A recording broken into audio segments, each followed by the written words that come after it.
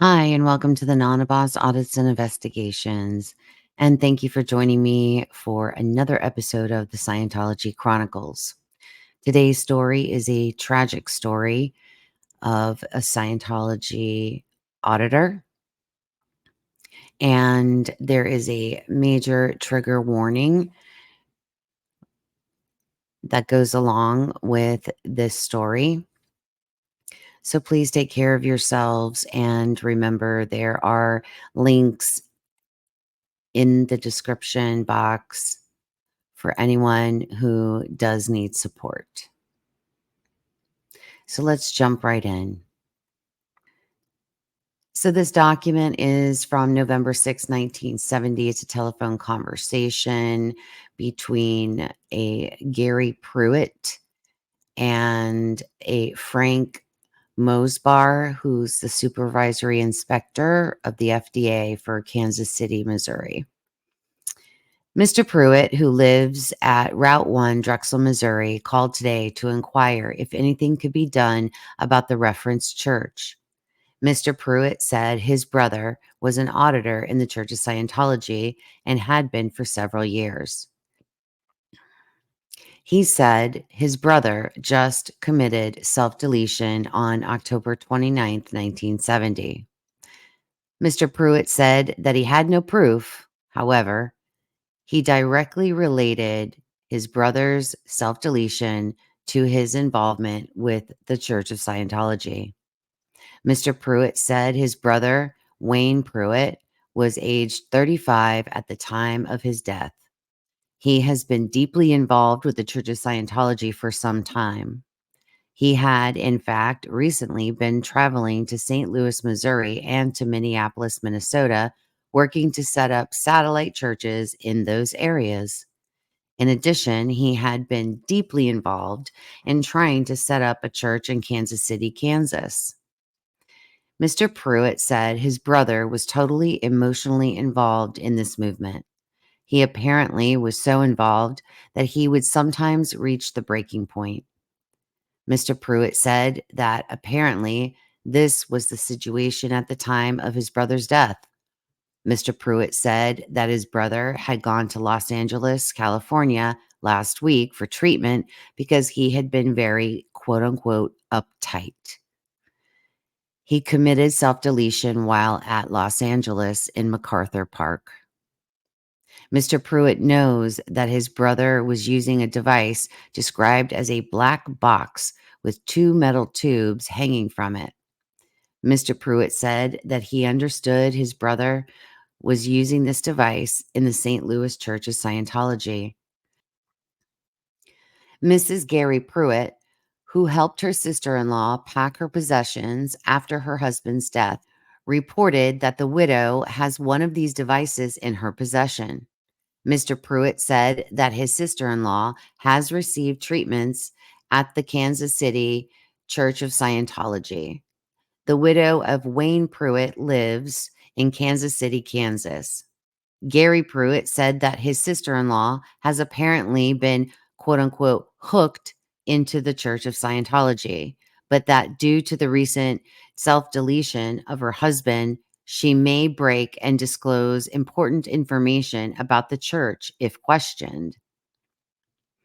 Gary Prewitt said that he would be willing to cooperate in any way possible with the FDA in case we conduct an investigation. He was considerably discouraged that the Los Angeles Police Department did not conduct any real investigation. He feels strongly that the Church of Scientology is responsible for his brother's death. He further reveals that the church should be stopped from capturing other innocent people. He said that the church drains a person emotionally, physically, and financially with resulting emotional breakdown. And this was back in 1970, and yet here we are in 2024, and we are still dealing with the exact same situations.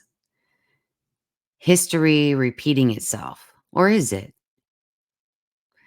I'm beginning to believe that It's not history repeating itself.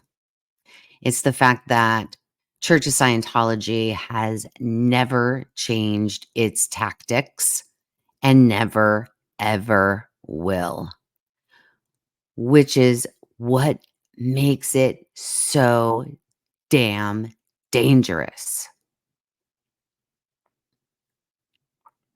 It's because of this pattern, I'd like to call it, but it isn't really a pattern. It's the structure.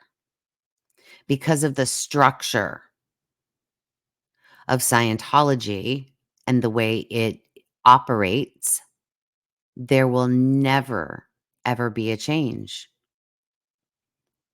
People's lives will continue to be put in danger over and over again. And unfortunately, the self-deletion rate is only going to continue to rise. And the body count is growing.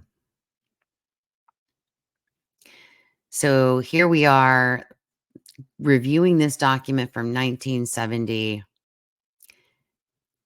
And I want to point out that all the way back in 1970, Mr. Prewitt here describes that the Los Angeles Police Department did not and would not conduct a real investigation into his brother's death. Again, nothing new, right? Here we are in 2024, and it's exactly the same, that the Los Angeles Police Department will not and refuses to conduct any real investigations regarding any of the sinister activities of the Church of Scientology.